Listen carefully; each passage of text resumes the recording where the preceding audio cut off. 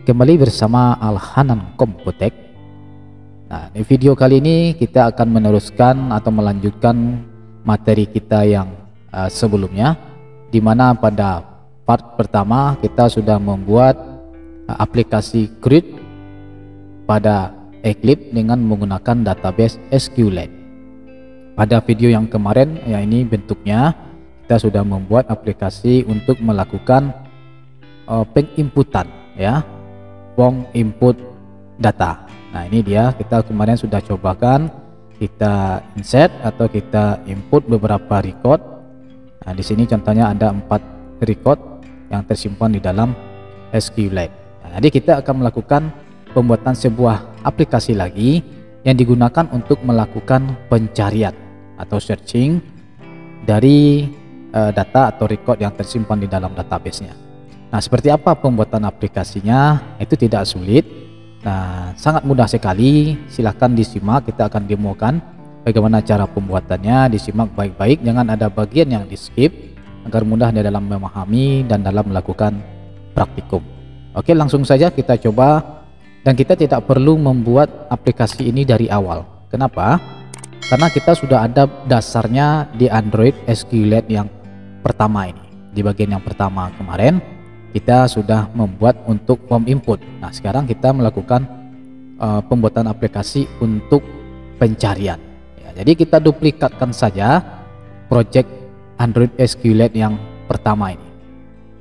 Caranya langsung aja klik kanan pada folder utama, kemudian kita klik copy atau Ctrl C. Kemudian kita paste aja di sini atau Ctrl V. Dan kita ubah namanya. Jadi kita tidak boleh menggunakan nama yang sama, ya. Nah, seperti ini nanti akan keluar already exist. Jadi kita ganti namanya, misalnya Android SQLite cari. Jadi digunakan untuk pencarian database. Klik OK. Jadi kita gandakan saja yang project sebelumnya. Nah, kita close ini dulu. Kita akan buka yang Android SQLite cari yang barusan kita duplikatkan. Kita buka kembali subfolder layout, double klik activity main XML. Nah, kita buang komponen palette yang tidak kita pakai. Di sini kita akan buang text view gender, hapus, klik kanan delete saja. Kemudian checkbox kita delete lagi.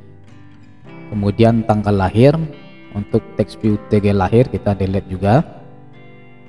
Kemudian terakhir untuk edit teks tanggal lahir kita hapus juga. Nah, seperti ini. Ctrl S untuk menyimpan hasil sementara. Nah, di sini kita masih menggunakan nama lengkap karena nanti kita akan melakukan pencarian berdasarkan karakter pada nama, ya. Text view nama, kemudian edit teks nama, kemudian list view DB masih kita gunakan, dan kita ganti button simpan ini dengan button cari. Klik kanan, edit ID, ganti kata simpan menjadi cari. Nah, klik OK, kemudian continue, kemudian klik kanan, edit text, ubah menjadi cari. OK, Ctrl S. Nah, seperti ini. Jadi sudah terbentuk sebuah aplikasi baru yang akan kita gunakan untuk melakukan pencarian data. Nah, formnya sederhana sekali seperti ini. Nah, abaikan jika terjadi error di dalam paket projectnya. Kenapa? Karena memang di main activity ini ada komponen palette yang kita gunakan, kita tulis sebelumnya, tapi sudah kita hapus beberapa di langkah sebelumnya. Nah, kita akan lakukan modifikasi script di dalam main activity ini saja. Sementara untuk konstanta DB helper, DBS itu masih kita gunakan, tidak ada pengaruhnya. Oke, kita akan mainkan, kita akan lakukan perubahan di main activity saja. Nah, seperti ini. Kita buka di import library-nya. Di sini kita menggunakan checkbox, kita hapus karena sudah tidak kita pakai lagi. Kemudian kita hapus lagi yang touch. Nah, seperti ini. Kita Ctrl S dulu. Kemudian untuk button simpan kita ganti jadi button cari, karena tadi sudah kita ganti namanya. Nah seperti ini. Checkbox kita hapus juga. Nah berangsur-angsur mulai tanda merah silangnya atau errornya sudah berkurang. Kita akan sesuaikan dengan script yang akan kita gunakan untuk pencarian. Selanjutnya untuk gender, nah di sini juga kita tidak pakai, ini kita hapus juga. Jadi tinggal edit teks, edit nama dengan list view data. Nah seperti ini. Ctrl S. Oke, kita rapikan dulu. Nah seperti ini. Tombol simpan ganti menjadi tombol cari. Ini juga seperti itu. Ini tombol cari. Oke, Ctrl S simpan. Jadi biasakan selalu untuk Ctrl S menyimpan hasil sementara dari setiap pekerjaan yang kita lakukan. Selanjutnya kita modifikasi. Ini kita hapus, kita tidak buka DB Open-nya karena kita tidak menggunakan ini lagi. Oke, kita ambil saja bagian yang ini untuk menampilkan di dalam list view. Jadi ini masih kita gunakan. Oke, sebentar. Oke, delete untuk menarik ke atas. Nah seperti ini, Ctrl S. Jadi biasakan untuk selalu menyimpan. Nah ini kita hapus juga, Ctrl S. Nah selanjutnya kita sesuaikan. Ini sudah ada saya siapkan, ini sudah. Kemudian kita buat, nah kita edit di dalam get all data. Kalau ini dia akan menampilkan seluruh database, sementara kita akan menampilkannya nanti sesuai dengan tombol cari hanya berdasarkan nama. Jadi ini skripnya saya copy aja, nanti contohnya juga saya akan lampirkan kembali di dalam contoh coding yang bisa diunduh. Nanti linknya saya sematkan di kolom teratas pada kolom komentar. Nah seperti ini masih kita gunakan juga. Kemudian kita tambahkan saja di bawahnya yang else yang di sini. Nah seperti ini contoh skripnya. Saya copy aja biar cepat. Oke, di sini while else.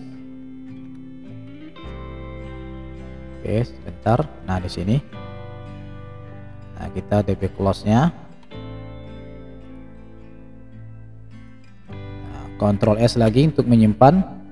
Nah ini, nah sudah. Ini sudah seperti ini, sudah tidak ada tanda error, tanda merah untuk melihat apakah program ini sudah bisa kita jalankan atau belum. Nah kita akan coba lakukan tes running dengan menggunakan Android emulator atau Virtual Device Manager-nya. Kemudian sebelum kita melakukan perubahan data atau pencarian data, kita akan melakukan perubahan dari nama app name-nya.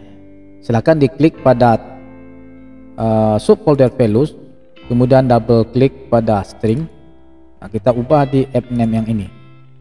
Nah di sini karena namanya masih sama dengan yang tadi, kita tambahkan saja di belakangnya cari, sehingga nanti contohnya di sini Android SQLite cari. Nah, oke seperti ini, Ctrl S. Nah ini digunakan untuk membedakan antara Android SQLite yang aplikasi input dengan aplikasi pencarian.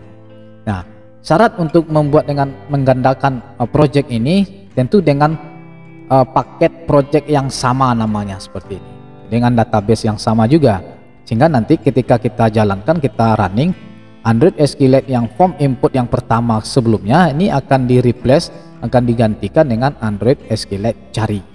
Nah kita klik kanan, kita coba tes kembali, kita restart dulu atau kita refresh dulu, double klik activity main untuk melihat. Nah sudah berganti dia Android SQLite cari. Kalau ini adalah Android SQLite saja, berarti ini untuk form input, sedangkan yang ini untuk form pencarian. Kita klik kanan di Android SQLite cari atau di folder utamanya, kita pilih run as, kemudian Android application. Nah kita akan menjalankan Android SQLite cari ya untuk melakukan pencarian dari data yang kita simpan. Nah ini tampil dia di dalam Android emulator. Nah, kita tadi ada namanya kita simpan, namanya Andi. Kita ketik saja huruf pertamanya A. Nah seperti ini, kita klik tombol cari. Nah maka dia akan menampilkan Andi.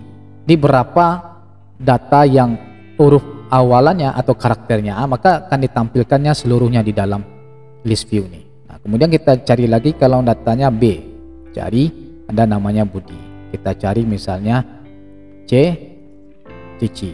Kalau misalnya D, akan ditampilkan Didi. Kenapa? Karena ada di sini huruf D. Di nama Andi juga ada huruf D. Di dalam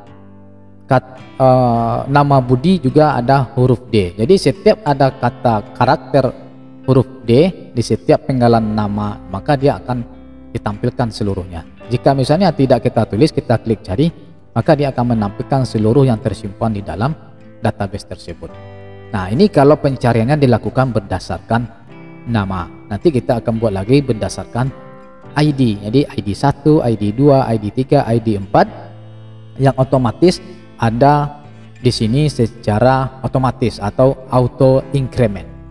Nah, ini cara melakukan pembuatan aplikasi untuk melakukan pencarian terhadap database. Ini kan kita contohkan 4. Jadi bisa kita cari nanti jika datanya sudah ratusan, ribuan dan sebagainya. Nanti kita akan melakukan pembuatan form untuk melakukan perubahan data atau disebut dengan update. Kemudian terakhir nanti di part berikutnya kita akan membuat form untuk hapus. Nah, kenapa akan kita lakukan perubahan dan penghapusan? Nah, contohnya data seperti ini. Ini data Didi.